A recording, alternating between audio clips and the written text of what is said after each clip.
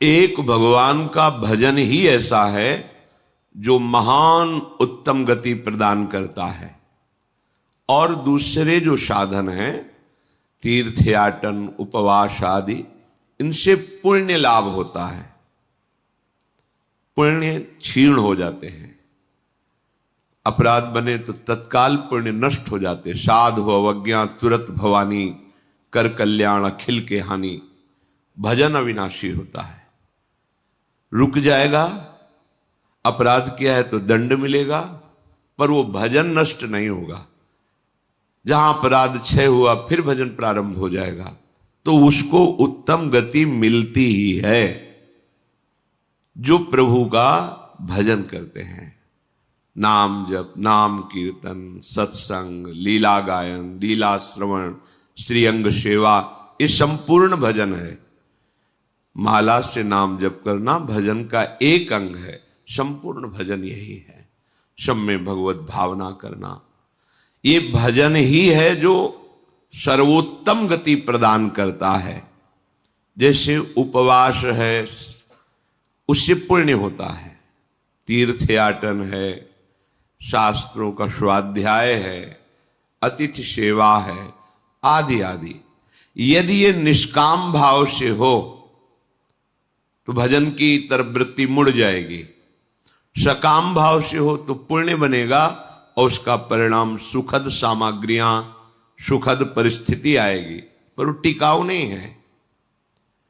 मौन रहना, फल मूल खाना, या वायु पीकर रहना, या सिर मुंडन करा के, या कुटी बनाकर, या जटा धारण करके भूमि पर शयन करना, जल में प्रवेश होकर भजन मंत्र आदि अनुष्ठान करना, ये सब यदि शुद्ध भाव नहीं है तो ये निष्फल ही समझो। निष्फल का मतलब ऊपर के लोकों में जाके सुख भोगोगे, फिर तुम्हारा जन्म होगा।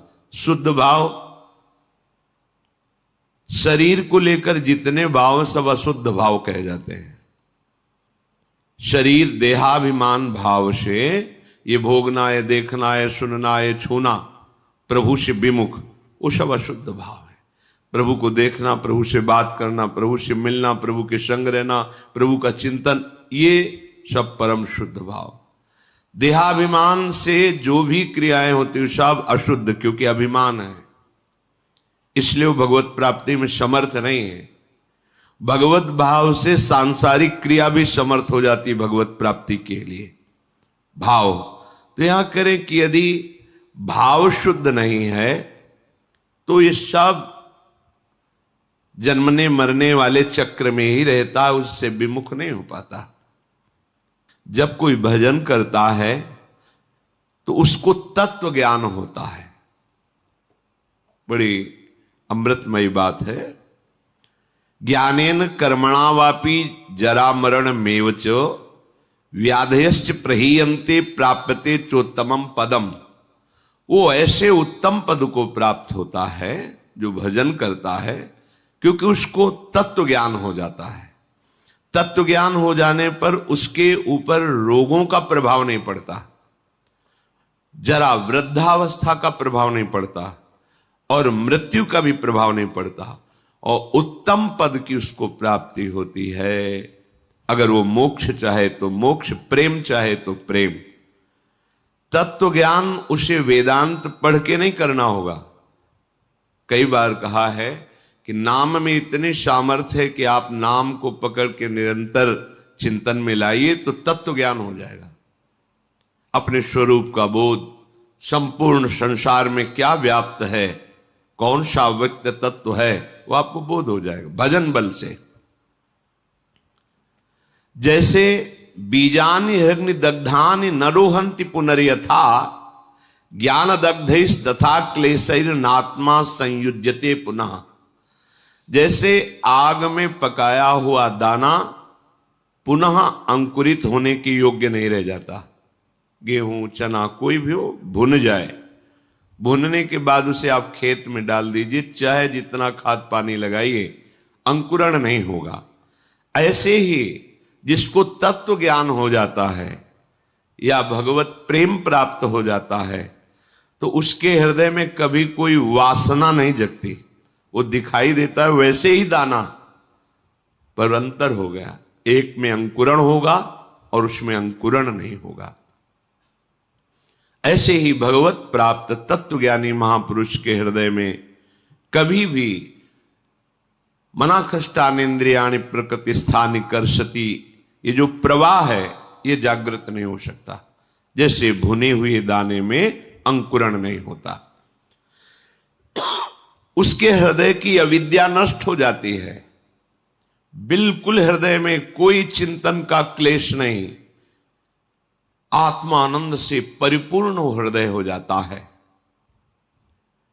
आत्मानम विंदते येन सर्वभूत गुहाशयम, सबके हृदय में वही एक आत्म तत्व जो यहां है, उस सबके हृदय में ऐसा अनुभव हो जाता है। एको ब्रह्म द्वितीयो नास्ति, दूसरा कोई नहीं, दूसरो न कोई।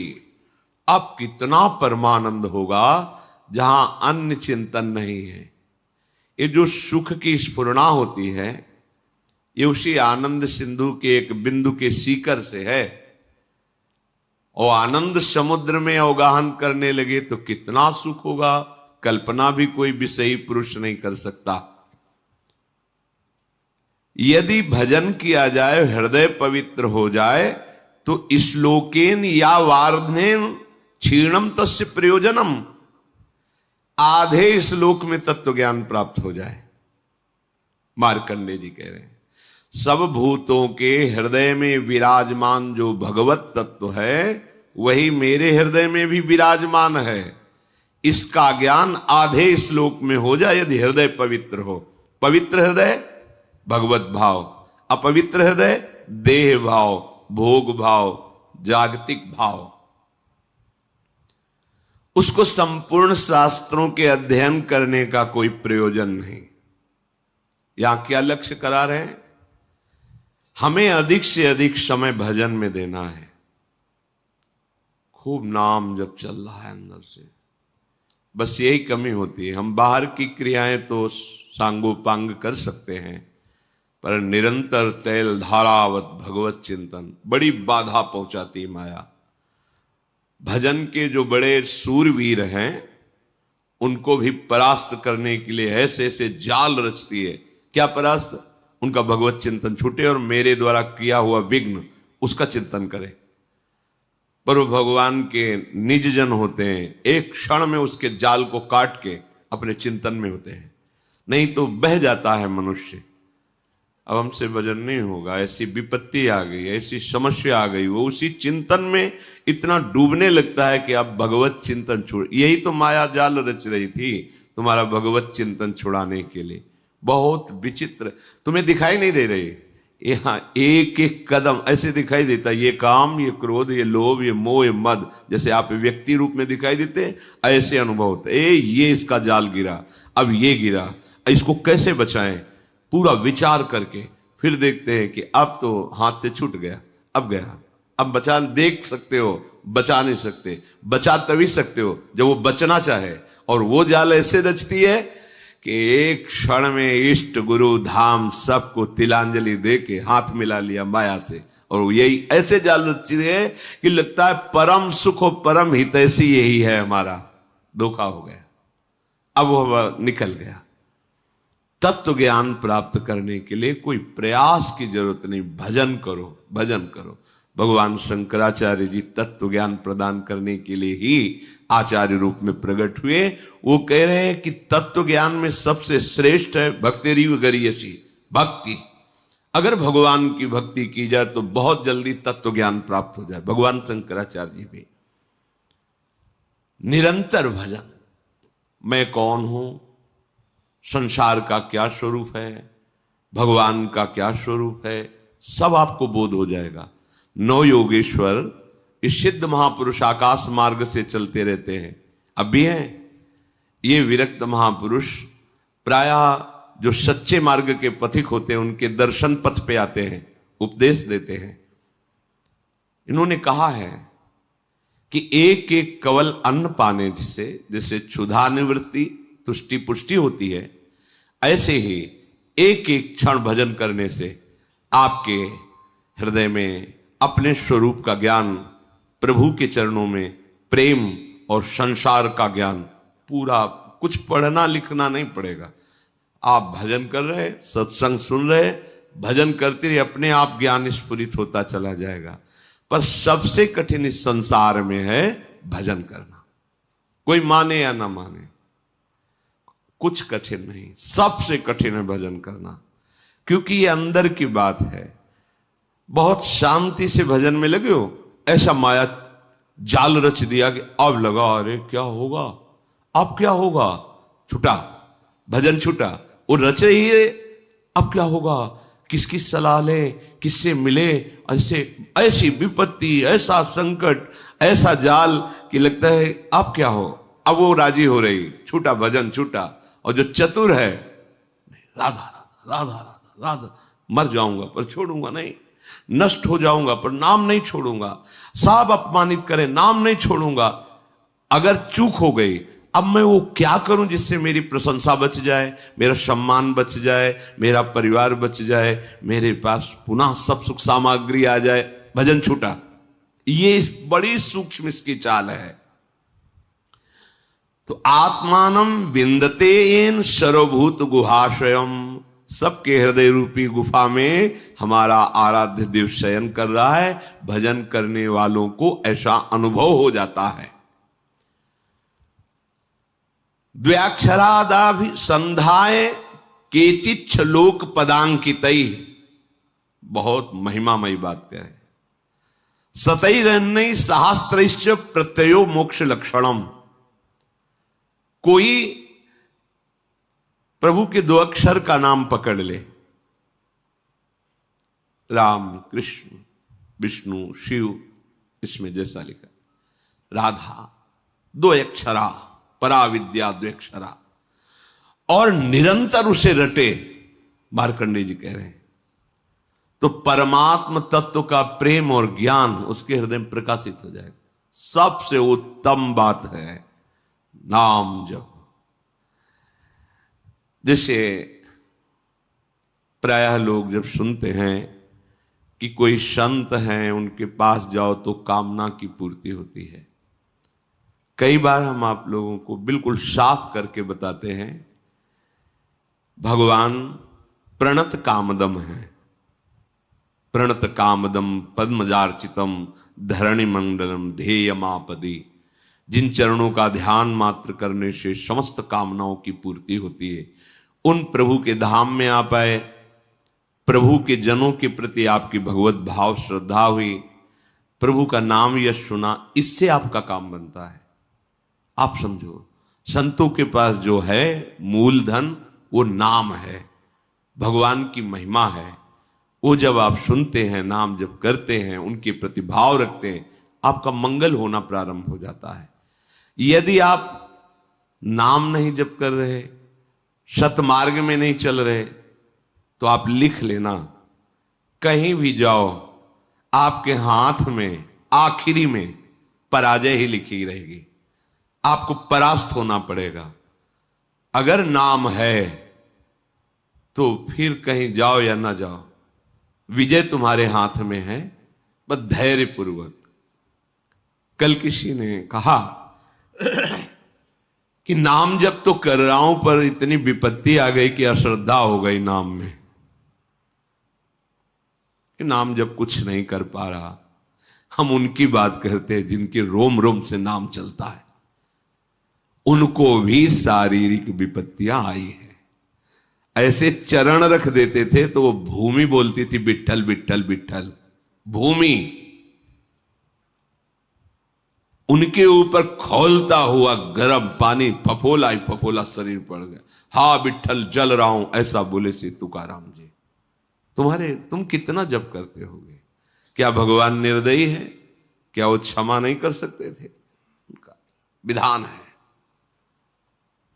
प्रहलाद जी के रोम रोम से हरि हरि, कितना ये बातें नहीं देखनी। नाशवान शरीर है, यहां सब परिवर्तनशील है।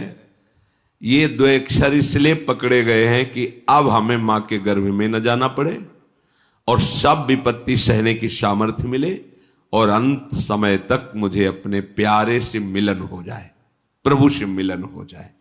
ये बीच में जो आपको मिलता है ये एक मिलना नहीं है, ये बिछुड़ना ही है। प्रतिपल हर वस्तु नष्ट हो रही, ध्यान से देख लो, रखी रहने दो उसे।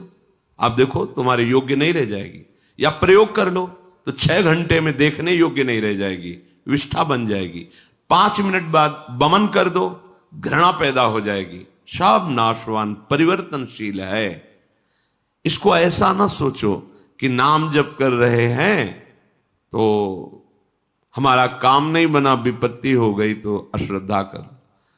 सिद्धांत को समझो, हजारों बार कहा है, जब आप नाम जप शुरू करोगे तो पहले वो मल का नाश करता है, अनर्थ निवृत्ति करता है, जो आगे आपको भयानक जन्म मरण रूपी कष्ट, भयानक विपत्तियां देने वाला, पहले उसको भस्म करेगा। अब ये शरीर तो बन गया है प्रारब्ध से, इसको तो समय समय पर जो दुख सुख का विधान है वो आएगा, नाम जप उसको सहने की सामर्थ्य देगा। अश्रद्धा की जरूरत क्या है?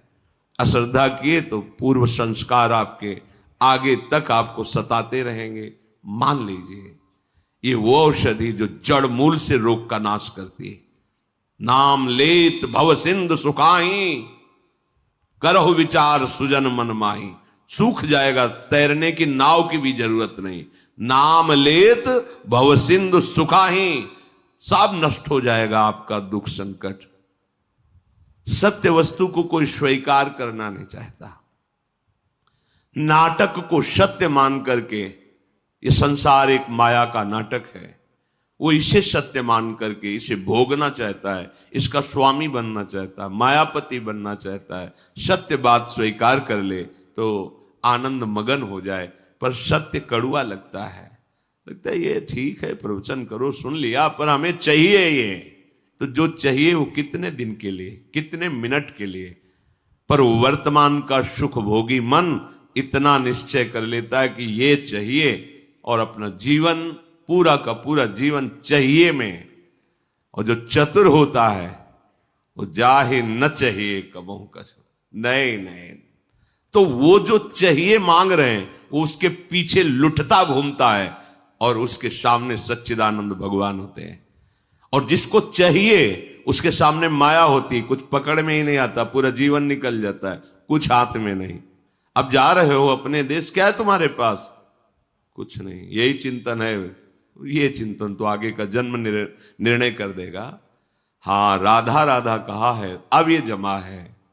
यहां कह रहे द्वेक्षरादविसंधाय, कैसा? टूटने न पावे तार, संधि बनी रहे, राधा राधा राधा राधा राधा। तो क्या बोले? ये 2 अक्षर ही तुम्हें परमात्म तत्व का ज्ञान और प्रेम प्रदान कर देंगे, बहुत पढ़ने की जरूरत नहीं है। सैकड़ों शास्त्र हैं, सैकड़ों शास्त्रों के वाक्य हैं, क्या क्या पकड़ोगे? जीवन बहुत थोड़ा है, क्या करें? बस नाम पकड़ लो। एक बार ऐसा मान करके, लाभ मिले ना मिले, हानि हो, नरक मिले, दुख मिले, सुख मिले, एक बार संतों की बात मान लेते हैं भाई। बहुत माना है सबकी बात, एक बार मान लेते हैं। अब जब तक श्वास रहेगी नाम जपेंगे, निहाल हो जाओगे, देख लेना। पर ये ऐसा नहीं कि कुछ दिन ऐसे थोड़ा जपे और देखें कि लाभ हुआ कि नहीं। तो लाभ तो हुआ है, पर तुम देखने लायक नहीं हो उस लाभ को। तुम्हारे अंदर दिव्य दृष्टि थोड़ी जागृत हो गई कि हमारे पूर्व संस्कार इतने जमा थे, नाम ने भस्म कर दिया। अब वो देखो तो नाच पड़ो, पर वो तो दिखाई नहीं देता। वर्तमान की विपत्ति दिखाई देती है, जो शरीर रचने के समय निर्धारित कर दी गई थी कि इस तिथि को इस समय से ये तुम्हें दंड मिलेगा।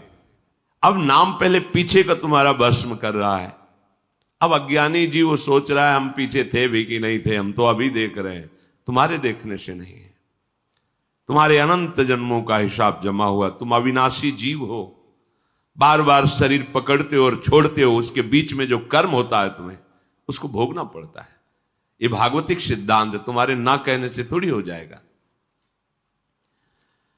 तो जो बोध है, मोक्ष है, प्रेम है, ये आपको सहज में प्राप्त हो जाएगा यदि 2 अक्षर द्वेक्षरादभिसंधाय, अपनी जीभ से जोड़ते रहो, राधा राधा राधा राधा।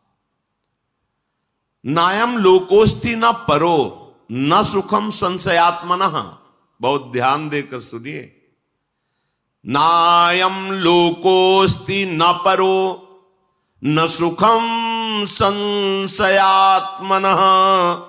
ऊचुर ज्ञान विदो वृद्ध्या प्रत्ययो मोक्ष लक्षणम।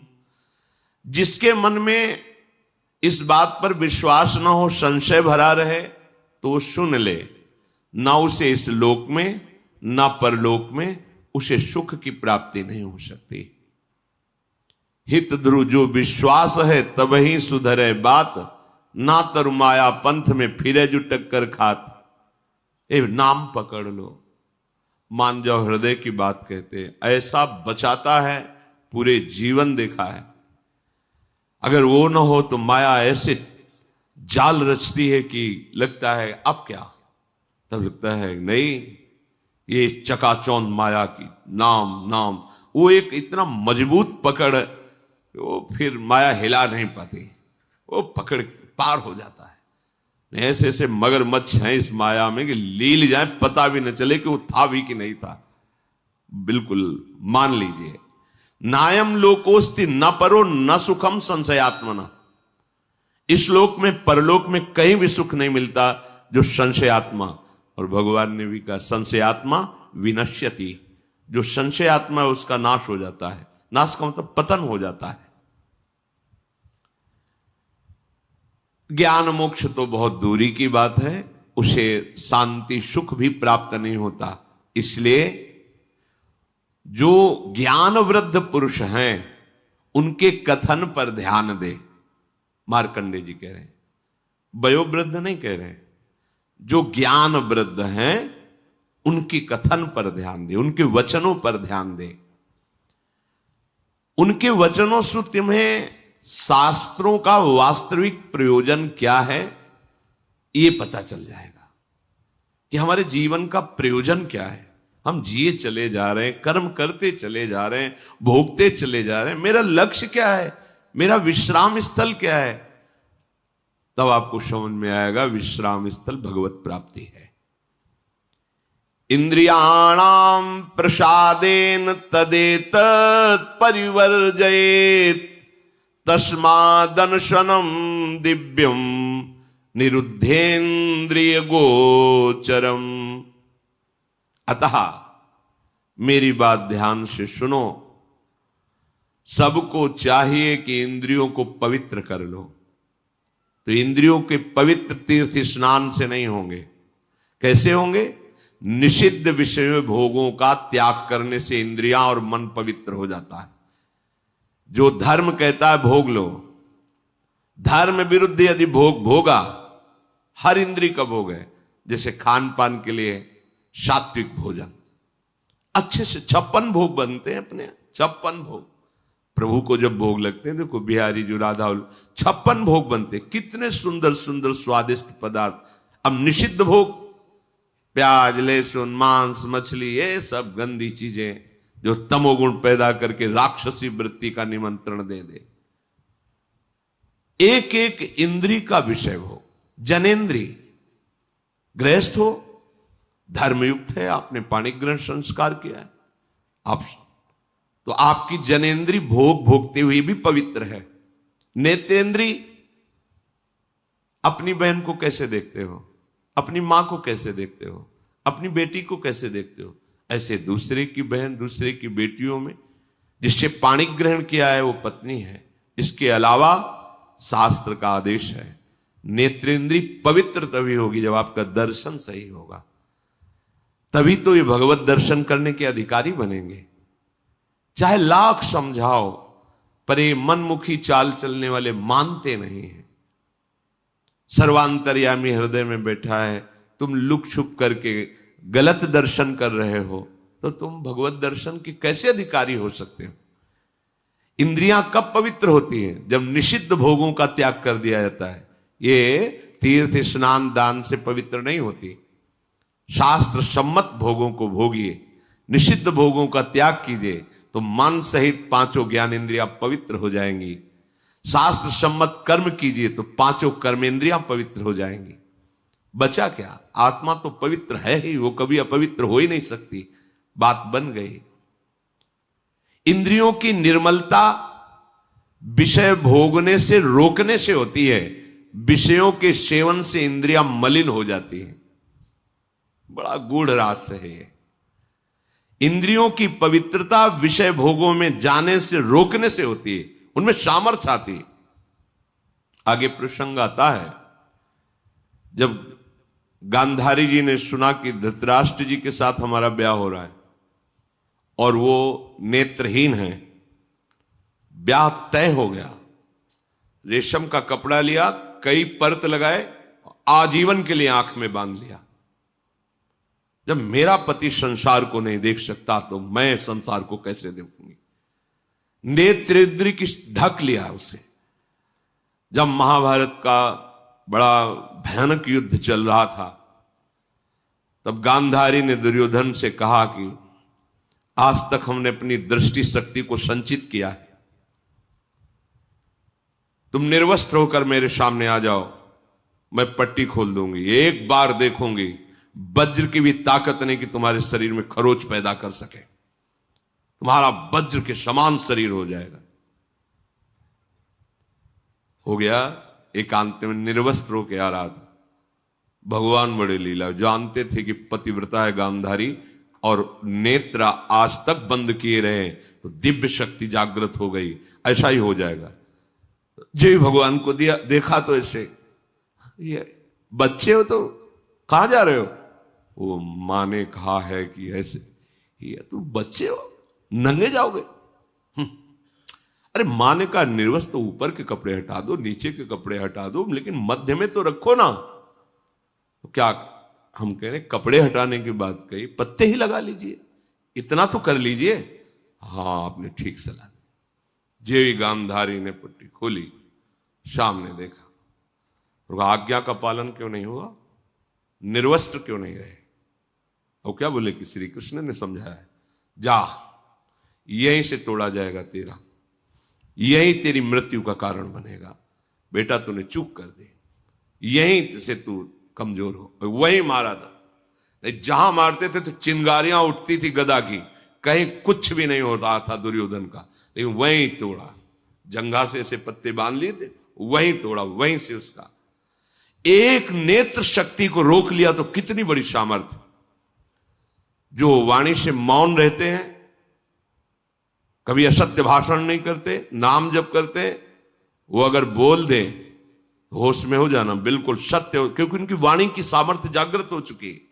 हर इंद्री को जब भोगों से रोक दिया जाता है तो उसके अंदर अपार सामर्थ्य आ जाती है। पर यह बात सहज नहीं है। हम जो सोचते हैं वो क्यों नहीं होता, हम जो करते हैं वो क्यों नहीं सफल होता? क्योंकि पावर ही नहीं है। जब जो मनाया खा लिया, जो जब मनाया कर लिया, जब जो मनाया देख लिया, तो तुम्हारे अंदर आध्यात्मिक शक्ति नहीं। सब कार्य आध्यात्मिक शक्ति से होते हैं। थोड़ा तो समझिए, थोड़ा तो अपनी इंद्रियों पर शासन कीजिए। इंद्रियों में सामर्थ्य और निर्मलता आती निरोध, निरोध माने रोकने से। विषयों का जितना शास्त्र आदेश करता है उतना स्वीकार, शेष विरोध, वो आगे भजन कर सकता है। जो ये लोग कहते भजन नहीं बनता तो मनमानी आचरण बनते हैं ना, इसीलिए भजन नहीं बनता। शास्त्र क्या आज्ञा कर रहा है? तपसा स्वर्ग गमनम भोगो दानेन जायते ज्ञानेन मोक्षो विज्ञेयस तीर्थ स्नान दघक्षया। तीर्थ स्नान से पाप नष्ट होते हैं, तपस्या से स्वर्गलोक की प्राप्ति होती है, दान से अधिक भोगों की प्राप्ति होती है। आप जो दान कर रहे हो कई गुना बढ़कर आपको मिलेगा अगर सत्पात्र को हुआ है। पर यदि भगवत तत्व का ज्ञान हो गया है तो आवागमन मिट जाता है, सारे कष्ट मिट जाते। वो केवल भगवत तत्व के ज्ञान से ही होगा, वो तुम्हारे दान पुण्य से नहीं। वो सत्संग के द्वारा प्राप्त विवेक से भजन करते हुए जो भगवत तत्व का बोध होता है वो आवागमन चक्र को मिटा देता है। इस जन्म में मनुष्य जिन जिन पदार्थों का उत्तम पात्र को दान करता है, भावी जन्म में उसे वो पदार्थ बहुत मात्रा में प्राप्त होते हैं। श्री मार्कंडेय जी ने कहा, विज्ञानार्थम मनुष्याणाम मनः पूर्वम प्रवर्तते तत्प्राप्य कामम भजते क्रोधम च द्विजशतम। इंद्रियों द्वारा जिस विषय का ज्ञान होता है, ये बहुत सुंदर पदार्थ, खा लिया जाए, ये बहुत सुंदर भोग है, भोग लिया, पहले इंद्रियां ज्ञान देती है, ये बहुत सुंदर, बहुत अच्छा है। अगर आप उस समय उनका विरोध नहीं कर रहे हैं तो फंसा लिए।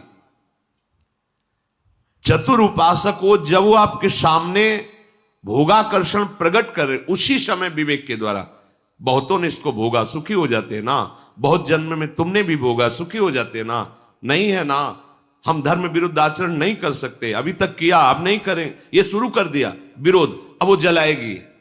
प्रमथन स्वभाव वाला मन, प्रमथन स्वभाव वाली इंद्रियां जलाएगी, उसको तुम सह जाओ, बस सहन नहीं कर पाते। हम बहुत कुछ सहन कर सकते हैं। देखो, अगर आपको जरा सा भी ऐसे अंगूठा दबाया जाए तो आपको कष्ट, आप कहोगे मैं नहीं सह, लेकिन हाथ टूट जाता है, सहते हो ना, पैर टूट जाता है, सहते हो, जीवित रहते हो ना, भारी से भारी ऑपरेशन बड़े से बड़ा हो, आप सह जाते हो ना, क्योंकि आपके केवल सहने की स्वीकृति की जरूरत है। अपने स्वरूप को न कभी कष्ट हुआ न कभी होगा। देह में जितना भी कष्ट आता है वो आपकी स्वीकृति के कारण आपको भासता है। आप जितना देह को मैं माने हुए उतना ही कष्ट होता है। तो अंतःकरण में जो ये इंद्रियां जलन कर, ये तो आप सहज में सह सकते हो, आप बड़े वीर हो, बड़े बड़े कष्टों को सहते हो। देखो कितना कष्ट होता है मां को जब वो 9 महीने गर्भ को धारण करती है, प्रसव में कितना कष्ट होता है, पर उस सब सह करके अब अपने जरा विचार करो, अगर थोड़ा ज्यादा हो जाए, गैस बन जाए पेट में तो कैसा लगता है। वो हमें पूरा 9 महीने धारण किए रहे, सब कष्ट सह सकते हो आप भगवान के अंश हो।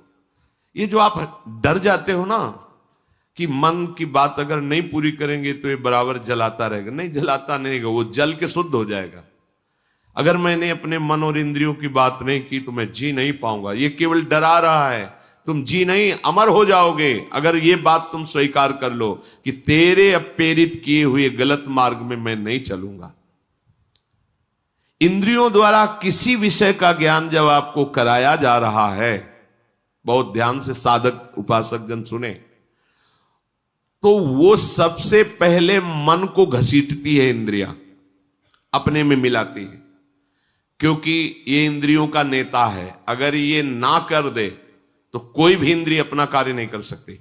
जैसे मन किसी विषय में गाढ़ मनन कर रहा है, कई बार हमने देखा है, आप क्या बोल रहे हो, बात हो गई, सब हो गई, बाद में आपने पूछा कि आपने तो हाँ कह दिया था, नहीं हमें पता नहीं कि हमने हाँ कहा। और देखो, जब तुम्हें हाँ करवाना हो तो 3-4 बार हमसे बोलो कि आप सुन रहे हो ना, सुन रहे हो ना, और जब फिर हम हाँ कहें तब हाँ मानना, पहली बात में हाँ मत मान लेना, क्योंकि अब हाँ ठीक है ऐसा क्या। तो देखा गया कि अगर मन कहीं लगा हुआ है तो इंद्रियां भी नहीं पकड़ पाती कि आप क्या बोल रहे हैं, कौन आया, कैसे है, वो हो रहा है सब, पर पकड़ में नहीं आएगा, वो स्मृति में नहीं आएगा। अगर मन अपने साथ हो जाए तो इंद्रियां कुछ नहीं बिगाड़ सकती। पर क्या होता है, विषय का ज्ञान कराने वाली इंद्रियां सबसे पहले मन को अपने में घसीटती। जहां अपने मन में इंद्रियों की प्रियता विषय भोगों में, और वो तीनों एक हुए, और अगर बुद्धि में विवेक नहीं है तो मन तत्काल बुद्धि को अपने अधीन कर लेता है। इस कहने में बहुत देर लग गई, अधीन करने में नहीं लगता। और जहां बुद्धि अधीन हुई तो उस विषय में राग या द्वेष हो जाएगा। प्रतिकूल है तो द्वेष हो जाएगा, अनुकूल है तो राग हो जाएगा। दोनों में जलन होती है। राग में जो हर्ष होता है वो शोक में परिणित हो जाएगा। अगर राग का हर्ष स्वीकार न हो तो शोक छू नहीं सकता। यह अध्यात्म है। जब किसी विषय में राग हो जाता है तो मन तत्काल संकल्प बना लेता है, राग में भी और द्वेष में भी। ठीक है, भोगोगे अब तुम। द्वेष है तो विरुद्ध भाव का संकल्प, प्रतिकूल। राग है तो अनुकूल भाव का संकल्प। अब तुम्हारी अनुमति की जरूरत नहीं हुई, समझ लो। जहां इंद्रियां विषय में आसक्त हुई, मन को अपने में मिलाया, मन ने बुद्धि को घसीटा, तहां तत्काल संकल्प बनाएगा। और जहां संकल्प बना तो तुम अब क्रिया को नहीं रोक सकते, क्रिया हो जाएगी। क्रिया आरंभ हुई कि अभीष्ट उसका फल तुम्हें भोगना पड़ेगा। अभीष्ट उसका परिणाम, अशुभ शुभ जैसी क्रिया बन रही उसका फल भोगना पड़ेगा। इसके कहने का क्या तात्पर्य? आप पहली ही दशा में रोक सकते हो। जब कोई विषय इंद्रियों को आकर्षित कर रहा, उसी समय विवेक से सावधान। जो सत्संग में सुना है, जो शास्त्रों में, कई बार हमने कहा है कि आप लोग कुछ सत्संग चयन करके रखो, जो मन पर कहे गए हैं, जो इंद्रियों पर कहे गए हैं, जो वैराग्य प्रकरण में कहे गए हैं, जो धर्म युक्त। तो जहां मन आपका, तो तुरंत उस सत्संग को दोबारा सुनो। शास्त्र में जो लिखा है वहां तुरंत पहुंचाओ, या सत्संग की बात तुरंत लाओ। नहीं नहीं, ये गलत है।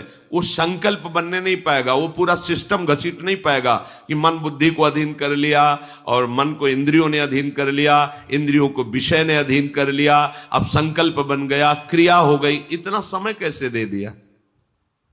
असावधान साधक भ्रष्ट हो जाता है। देखो, इस खेल में तुम उतारे गए हो, इसे न समझो। आपको परिपक्व, ये खेल है भगवान के लिए, दोनों पक्ष भगवान के हैं।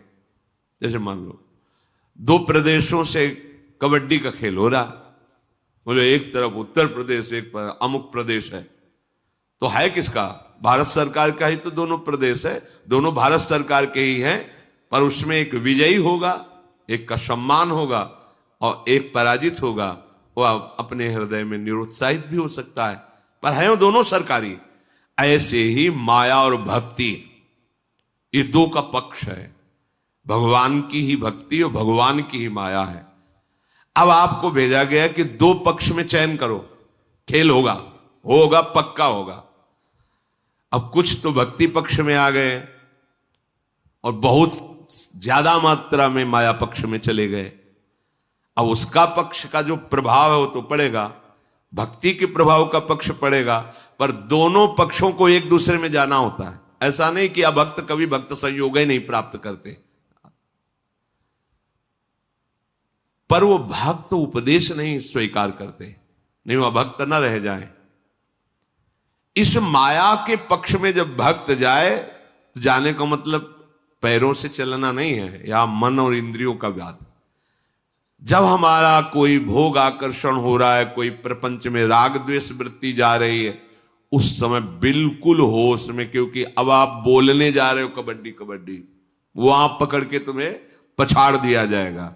जहां विषय बिल्कुल सावधान, द्वैक्षर आपकी जिब्या, राधा राधा अंदर हो, सावधान। कौन पकड़ रहा है? काम क्रोध लोभ मोह मद मत्सर, कौन आक्रमण कर रहा है? बस अब बच जाओगे, जीत जाओगे। अरे हमें तो कोई पकड़ ही नहीं सकता। अब यहां पकड़ाने के लिए जाते हैं, बचने के लिए थोड़ी जाते हैं। जब विषय आकर्षण हो जाता है तो हम बचना थोड़ी चाहते हैं। देखो ना, हम तो अपने को वहां फंसाना चाहते हैं। विषय सेवन जहां हुआ, अब संकल्प बना, क्रिया हुई, अब विषय सेवन का परिणाम बता रहे। विषय सेवन जहां हुआ तो उत्कृष्ट माने सबसे ज्यादा आसक्ति पैदा हो गई। अब मैं इसके बिना जी नहीं सकता या जी नहीं सकती, ये बात आ गई। देखो, परम स्वतंत्र भगवान का अंश इंद्री के विषय में इतना फंस गया कि वो ये कहने लगा कि अब मैं इसके बिना जी नहीं सकता। देखो चमत्कार राग का, देखो आसक्ति का। 20-21 वर्ष बच्चा बच्ची को माता पिता अपने प्राणों से अधिक प्यार किए, वो एक इंद्री के विषय ने, जनेंद्री के विषय ने आकर्षण कर लिया, तो 21 साल का प्रेम सेवा सम्मान प्रीता सब में आग लगा के भागे। लौट कर नहीं देखा कि मेरे स्वजनों को मेरे विरह में कितना दुख हो रहा होगा, नहीं देखा। एक इंद्री के विषय ने धर्म, मर्यादा, प्रेम सब मिट्टी में मिला दिया। एक इंद्री का विषय। और फिर जिसकी सारी इंद्रियां स्वतंत्र हैं, फिर क्या होगा? सोचो, फिर क्या होगा? दुर्दशा ही तो होगी।